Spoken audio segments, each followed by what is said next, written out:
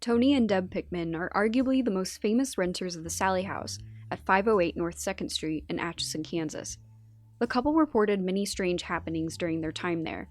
Scratches and welts would suddenly appear on Tony's body, pictures would turn upside down, masses would appear in their photographs, candles would light themselves. After months of these strange occurrences, such as finding all the stuffed toys in their son's nursery on the floor in a circle formation, a psychic visited the house for the first time. The psychic determined that a 7-year-old girl named Sallie was present, who had discomfort in her abdomen but was not a harmful spirit. The Pickmans have since referred to the spirit as Sallie and thus became the name of the house. The legend of the Sallie House goes like this. At the turn of the century, it was a residence and operating practice of a local doctor. A desperate mother rushed to the house with her young daughter who was in extreme abdominal pain. The doctor diagnosed the girl with appendicitis, but because he believed the appendix would soon burst, he had to quickly begin surgery on her with no anesthesia or before it kicked in. Sadly, the girl did not survive and died during surgery on the operating table.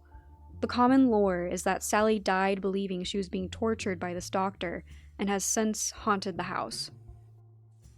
But there are no known historical records of a young girl named Sallie dying at 508 North 2nd Street. The house was built sometime between 1867 and 1871 by Michael Finney, and one of his sons, Charles Finney, was a doctor. Charles lived in the Sallie House at the turn of the century and is rumored to be the doctor in the Sallie House legend. In October of 1993, Tony saw Sallie's apparition in their kitchen for the first time. And if you visit the Atchison's Visitor Center, you can see Tony's drawing of what Sallie looked like. But with the stress of these consistent hauntings that weighed on the couple both mentally and physically, the Pickmans ultimately moved out in 1994. I spoke to paranormal investigator and retired Illinois State School Board member Larry Wilson, who has investigated the house 3 times and is acquainted with the Pickmans. Wilson and the Pickmans are among many who believe that the house is not simply haunted by the ghost of a little girl named Sallie, but also by other spirits and possibly something much darker. Wilson said Tony is a clairvoyant, or, in other words, he has psychic abilities, and has a particular connection with the house. Even after moving out, Wilson said Tony still encounters physical symptoms that they attribute to living in the house. During his second visit to the Sallie House in 2013, Wilson said he witnessed some of these physical symptoms that Tony gets when there is someone investigating the Sallie House. He's got his shirt raised up, and I'm looking at his stomach, and it's just like a cat was scratching. I see claw marks scratch across his stomach. It was just like right before my eyes, I see these claw marks form. So it was nothing that, so like when he first raised up his shirt, I'm thinking, well, you could have scratched yourself before I got here, but then all of a sudden these scratch marks started appearing right before my eyes. Wilson has done more than 400 investigations over 19 years and gathers EVPs, or electronic voice phenomenons, which are disembodied voices captured on a recording device. Wilson shared EVPs with me from his second trip to the Sallie House after he witnessed Tony break out in scratches. The one I'll share with you sounds like someone saying, come see," in a speaking voice, followed by "deliver" in a whisper. Here it is.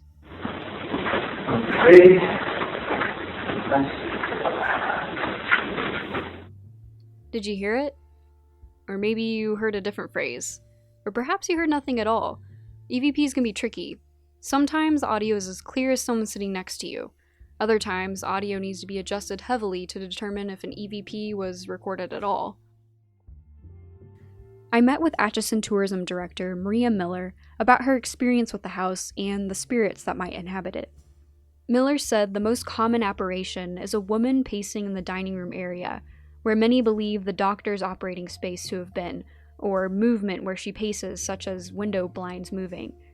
There have also been sightings of a man at the bottom of the stairs, a couple fighting, and a man standing in the window of the master bedroom.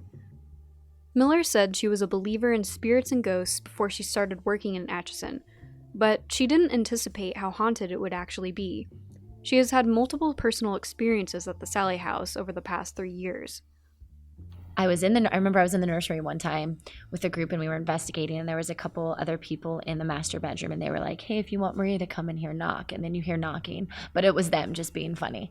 And so I jokingly, was singing the Knock 3 Times on the Ceiling song. And then they did sensory deprivation after that. And if you hear a phrase or a word, again, something that they spirits can supposedly manipulate, and then you say it. So there's a gentleman that went on the bed in the nursery. The first thing he said was my name, and I'm thinking, okay, well, he knows I'm here, so he probably maybe thinks he heard my name in there. And all of a sudden he starts feeling something on his neck and starts getting a little like flustered and frustrated by it. And then finally we knock him out of it because we can see like he just keeps feeling something on his neck. And he says the whole time he could hear me singing. And so it was, and then all of a sudden we heard a couple knocks and no one was in the master bedroom. So it was almost kind of playing back that incident that had happened. And so that was really kind of bizarre. Just this year, Miller has also experienced stones disappearing from her pockets and reappearing days later, nursery toys suddenly making noises in response to her questions, and spirits saying her full name during investigations at the house. And I don't expect anyone to believe if they don't have a personal experience. The fact that people are still able to share experiences in the Sallie House and throughout town tells us that we know we're haunted. I'm Rachel Thomas, reporting for the Reynolds Journalism Institute. Thank you so much for listening.